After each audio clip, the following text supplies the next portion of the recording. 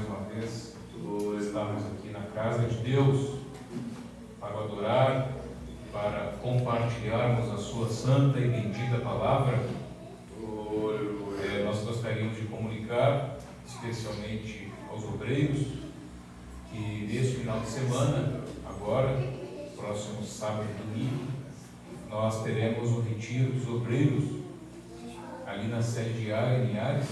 Os irmãos estão mais do que convidados para participarem conosco. Amém? Amém. Não vamos perder essa oportunidade. Glória a Deus. Vamos fazer o possível e em Deus o impossível para estarmos ali unânimes na presença de Deus. Glórias a Jesus. Glória a Deus. Também dia 23 do mês em curso deste mês, nós teremos um trabalho evangelístico lá no município de Conceição da Barra, na comunidade Barreira. Nós temos ali algumas pessoas pedindo socorro, clamando por uma igreja de doutrina, clamando por uma igreja séria. E nós vamos fazer uns cultos lá e vamos jogar na presença de Deus. Glória. Amém? Glória a Deus. Nós nos ajudem em oração, inclusive esse vai ser um dos temas que nós vamos orar e conversar no retiro dos obreiros. Se Deus quiser, vamos jogar isso no planejamento tático. Glória a Jesus. Glória a Deus. Vamos abrir nossas Bíblias no livro de Atos dos Apóstolos, capítulo de número 3, Glória a Jesus. verso de número 19 e 20.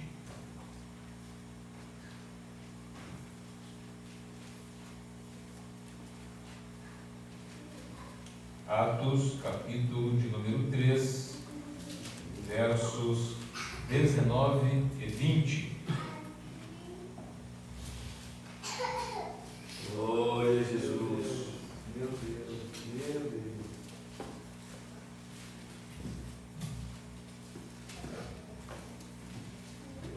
Que diz assim, Atos capítulo 3, versos 19 e 20. Arrependei-vos, pois, e convertei-vos para serem cancelados os vossos pecados, a fim de que, da presença do Senhor, venham tempos de refrigério e que envie Ele o Cristo, que já vos foi designado, Jesus. Amém. Amém. Podem se assentar. Glória a Deus. Nós encontramos aqui outras pessoas no pós-derramamento do Espírito Santo em relação às pessoas antes do derramamento do Espírito Santo. Que coisa tremenda! Antes do derramamento do Espírito Santo, a Bíblia diz que os discípulos estavam trancados no cenáculo com medo dos judeus. Mas depois de serem cheios do Espírito Santo, eles foram transformados, receberam uma ousadia, uma intrepidez tremenda e colocaram a cara na rua e, com toda ousadia, com toda intrepidez, coragem, começaram a pregar a palavra de Deus. E esta foi uma das mensagens do apóstolo Pedro, uma de suas primeiras mensagens após o derramamento do Espírito Santo. Glória a Deus. O teor desta mensagem é uma coisa incrível. Nós vamos aprender algumas coisas. Ele começa o versículo 19 dizendo para os judeus que estavam admirados após a cura daquele coxo, e o apóstolo Pedro disse para eles: olha, vocês estão aí nos olhando como se esse paralítico, como se esse coxo estivesse andando aí por causa de alguma virtude própria da nossa parte. Não. É em nome de Jesus que ele está andando. Seu corpo foi curado, foi fortalecido pelo poder do nome de Jesus. Glória. Deus. Glória a Deus. Ele começa a falar com aquele público. No verso 19, ele diz: arrependei-vos e convertei-vos, para que sejam cancelados os vossos pecados. Glória a Deus. Glória. A mesma mensagem que João Batista pregava às margens do Rio Jordão, lá em Mateus capítulo 3, arrependei-vos. A mesma mensagem que Jesus pregava no início ao final do seu ministério, Marcos 1,15. O tempo está cumprido, o reino de Deus está próximo, arrependei-vos e crede no Evangelho. Ora, se o mesmo Espírito que estava sobre João Batista, sobre Jesus, e foi derramado sobre a igreja, sobre os discípulos, a mensagem não poderia ser diferente.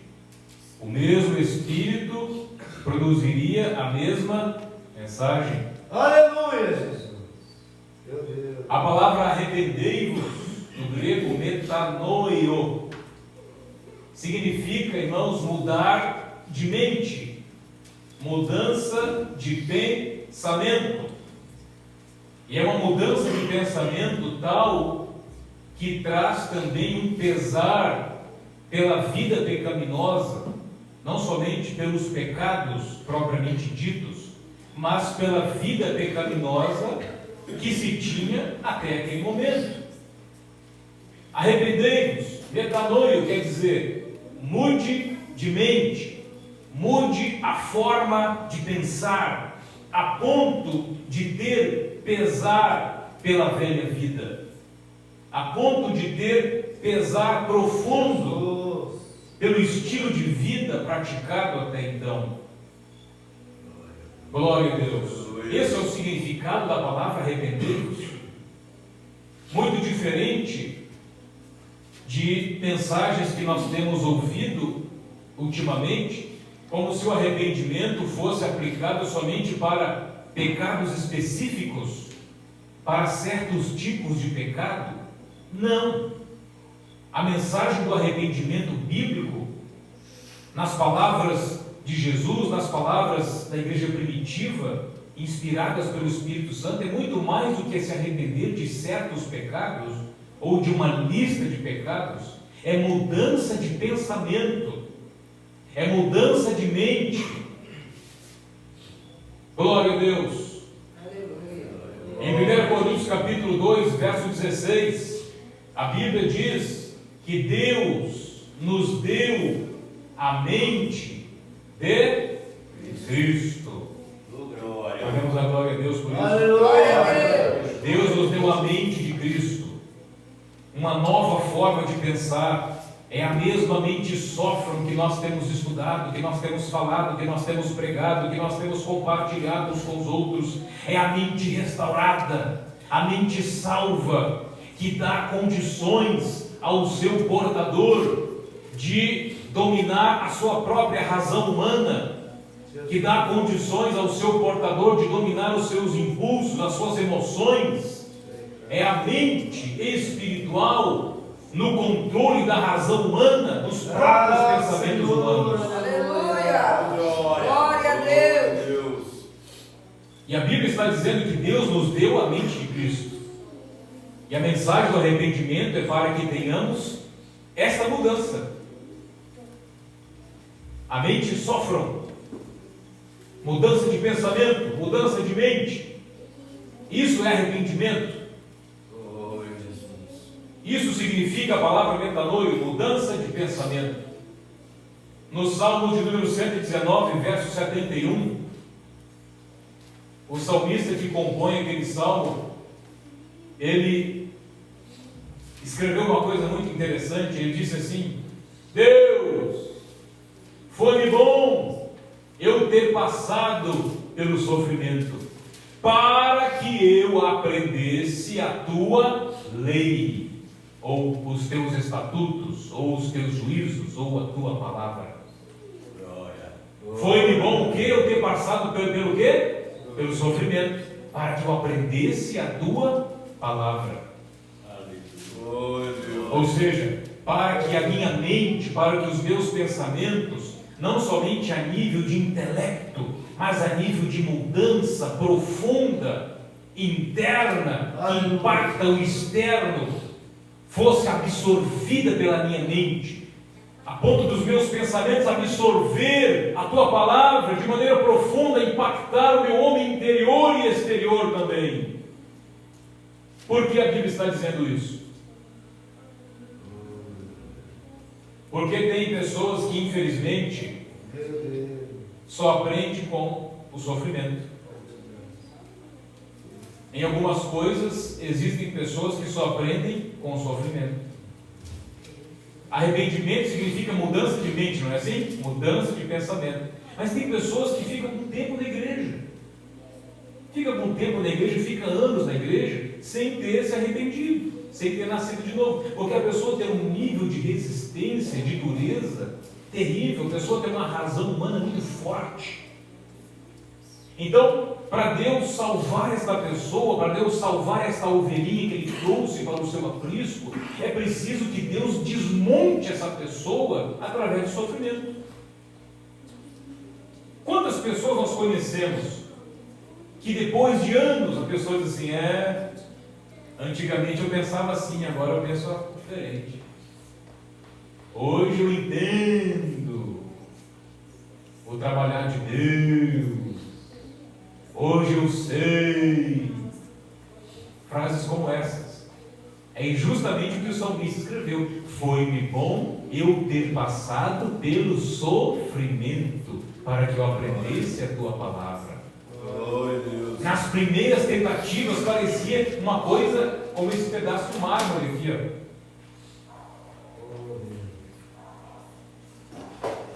Mas Deus sabe quebrar nossa dureza. Deus sabe quebrar nossa dureza.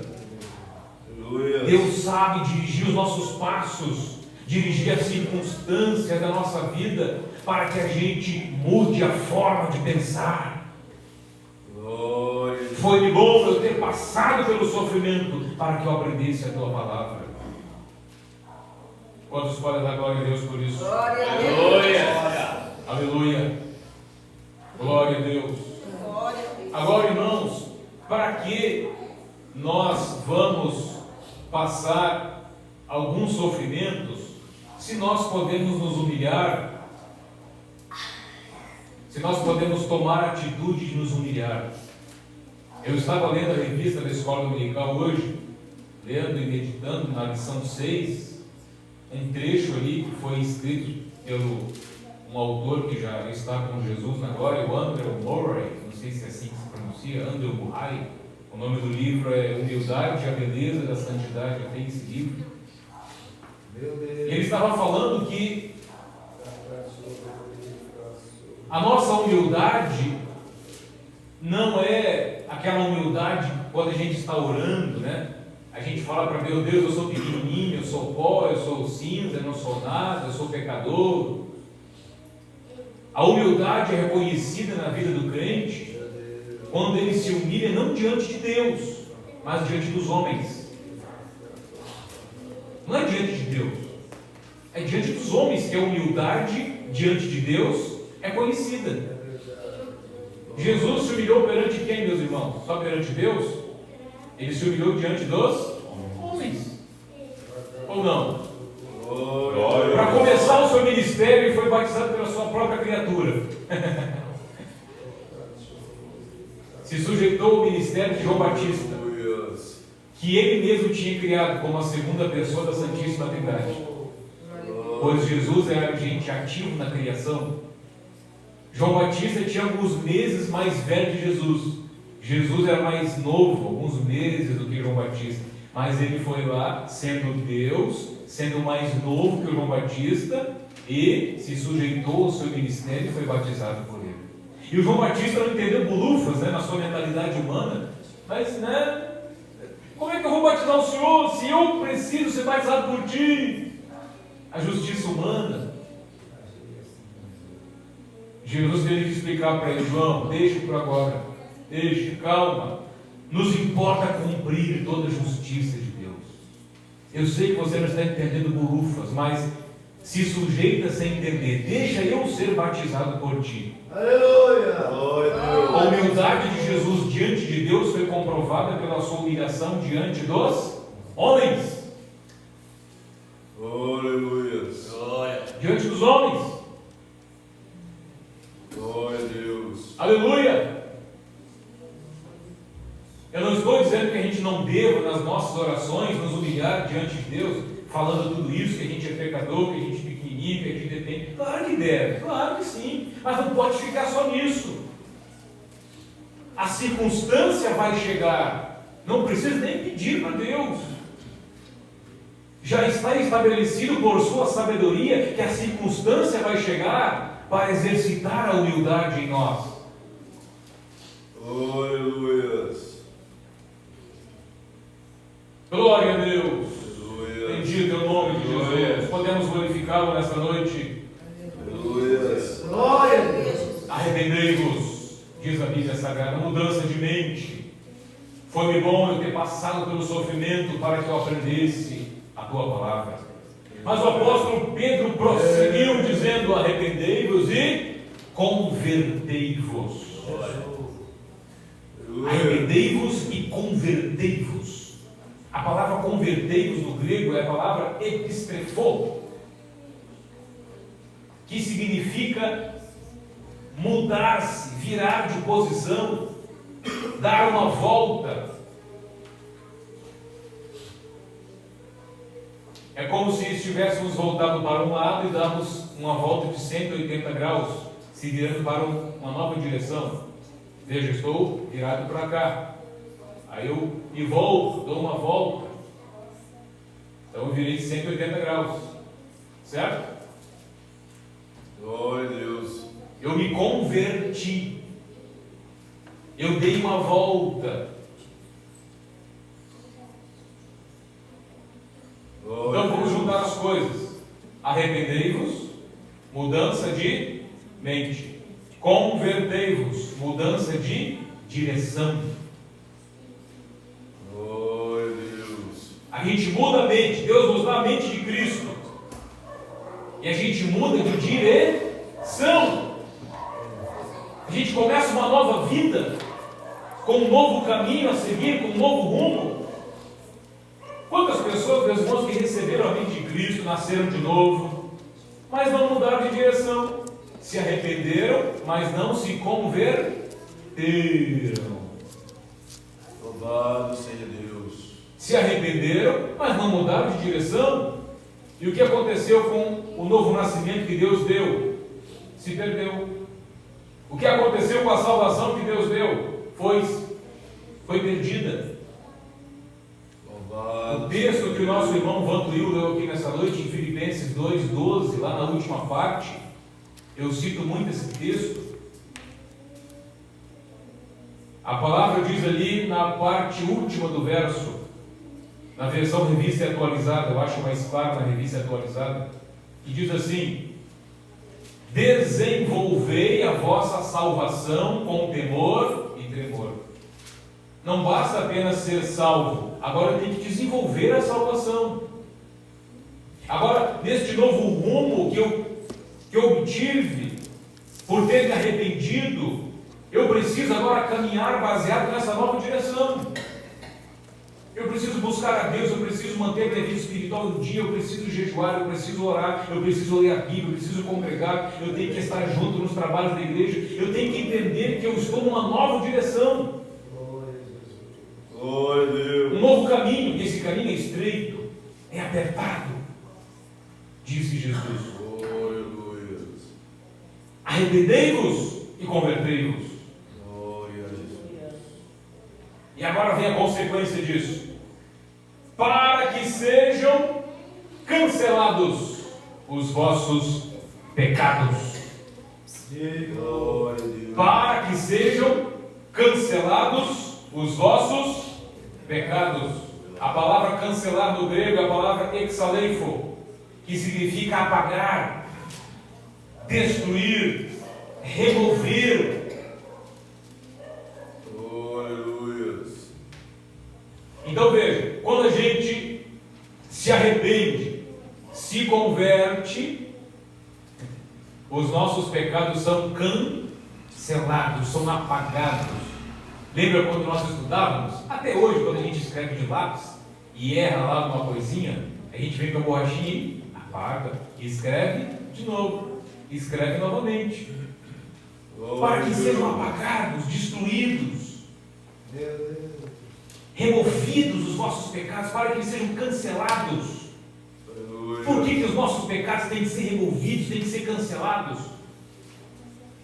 Porque o pecado tem uma consequência. O ensinamento bíblico diz que o pecado tem uma consequência. Lá em Romanos capítulo 8, verso 6, a Bíblia diz que a inclinação da carne ou para a carne produz morte. A inclinação para a carne produz morte. Romanos capítulo de número 6, verso de número 23, vamos ver a Bíblia o que diz? Vamos ver aí. Romanos capítulo de número 6, verso de número 23. Glória a Jesus. Que diz assim: porque o salário, a recompensa do pecado é a morte. O salário do pecado é a morte, mas o dom gratuito de Deus é a vida eterna em Cristo Jesus, nosso Senhor. Glória a Deus. Glória a Deus. Glória a Jesus. Então veja, este conjunto de arrependimento, de conversão e de cancelamento dos nossos pecados, isso significa dizer que nós não vamos colher mais a consequência dos pecados que foram cancelados. Imagine, meus irmãos, quanto de morte nós teríamos colhido se Deus não tivesse cancelado os nossos pecados pelo sangue de Jesus, e também com essa atitude que o ser humano tem que tomar, baseado no sangue de Jesus. Isso significa dizer que nós não colhemos mais a morte pelos pecados, porque eles foram cancelados, foram apagados, foram removidos. E se foram removidos, a consequência deles não vai mais nos atingir. Glória a Deus. Aleluia. Nós não vamos mais colher morte. E morte, que estamos falando aqui em primeira instância, não é morte do corpo físico, é morte espiritual, é morte que chega nas emoções, é morte que chega no sistema psicológico, mental das pessoas. O diabo não tem injetado simplesmente a morte espiritual nas pessoas por causa da sua vida pecaminosa, pelo fato dos seus pecados não estarem cancelados diante de Deus, mas estarem vivos, acesos, escritos. O diabo também tem injetado morte em todas as áreas da vida das pessoas. Nunca se viu tantas modalidades de pecado, de coisas novas para entristecer o Espírito Santo, para se pecar contra Deus, para se aborrecer a Deus, e isso tudo gera morte, por se multiplicar a iniquidade. Isso é um sinal dos últimos tempos, por se multiplicar a iniquidade. Então, a multiplicação da iniquidade, a multiplicação do pecado, traz consigo também a multiplicação do seu resultado, da sua consequência, que é morte. Antigamente, quando não tinha tantas opções, tantas maneiras de pecar como se tem hoje, raramente se via falar que alguém estava com depressão, raramente se via falar que alguém estava com ansiedade, com alguma dessas síndromes aí, alguma coisa desse tipo. Raramente. Hoje virou uma coisa cotidiana, normal. Antigamente era contado a dedo alguém que tinha diabetes, pressão alta. Hoje crianças nascem com pressão alta, com diabetes.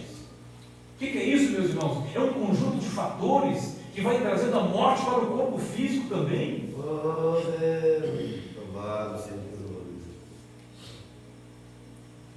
Aleluia. Mas veja, irmãos, isso aqui é uma verdade, porque glutonaria é uma obra da carne. Aí os pais, que são glutões, né, enfia a cara no açúcar, enfia a cara em tanta porqueira, tanta porcaria, aí vai ter um filho.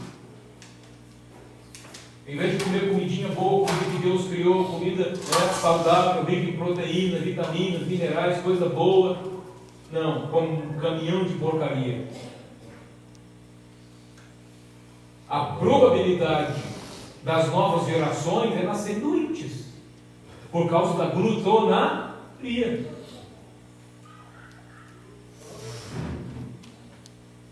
Morte, para que sejam cancelados os vossos pecados. E pecados cancelados é sinônimo de morte cortada. Aleluia. Glória a Deus. Glória seja dada ao nome de Jesus. Bendito seja o nome do Senhor. Aleluia. Glória a Deus. Deus tem vida em abundância para dar aos seus filhos, à sua igreja, meus irmãos. Oh, glória a Deus. Então até aqui a gente viu esta combinação tripla, não é mesmo? Vamos lá? Arrependei-vos, mudança de mente. Convertei-vos, mudança de direção. E agora são cancelados os pecados. Oh, maravilha. Glória a Deus. E agora nasce uma outra consequência. Então, a primeira consequência de arrepender-se e de converter-se é ter apagados os pecados. Não haverá mais a colheita de morte. Mas agora vem uma consequência boa, que além de aniquilar a ruim, agora vamos passar a colher algo bom, algo de positivo, de Deus para nós. Para que da presença do Senhor, disse Pedro, venham tempos de refrigério. Repita comigo. Para que na presença do Senhor, venham tempos de refrigério. Amém. Aleluia. Aleluia. Oh, glória a Deus. Bendito é o nome de Jesus. Meus irmãos, nós pregamos essa mesma mensagem no domingo na Santa Ceia em Ares. E uma das coisas que se mais procura neste mundo é o alívio, o refrigério, não é mesmo? Refrigério é alívio. Refrigério significa alívio. Para que você entenda mais ou menos um pouco sobre o significado desta palavra refrigério, suponhamos que